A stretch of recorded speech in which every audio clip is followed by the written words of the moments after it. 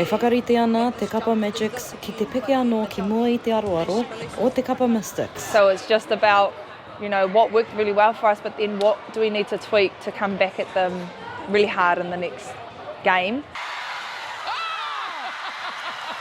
Well, this game suddenly has come alive. E rua no I hō ngā piro ka hinga nei I te Magics I tō rātou tākaro me ngā Mystics, ahakoa he pakari a Mikaere me te pito ārai. For us, those last couple of minutes were just that freedom of play and just not having that, fear and holding on to the ball. So we're looking at that and how we take that into the start of the game. He uri a Mikaere o ngā tipiki ao, tūhaurangi o tira o te aroa. Koia te tihi o ngā kaitākaro tau tō whito o te kapa.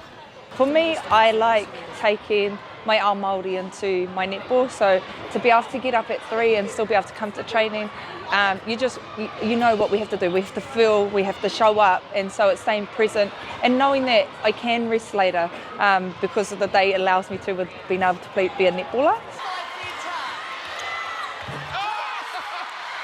Magic centre pass. You can see Riga de Bono going nuts. Kei te tūranga tuawhā ngā Magics I te rārangi toa o te whakataitai ANZ Premiership.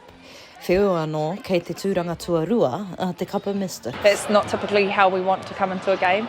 Defensively, I think we did really well, but there was still lots of ball to get. Ko te tūmanako mā te tākaro ki mua I te haukainga, ki te papanui I kirikiriroa, ka taia e ngā Magics, he wiki tōriatanga. Maioha Panapa, mā Aukaha.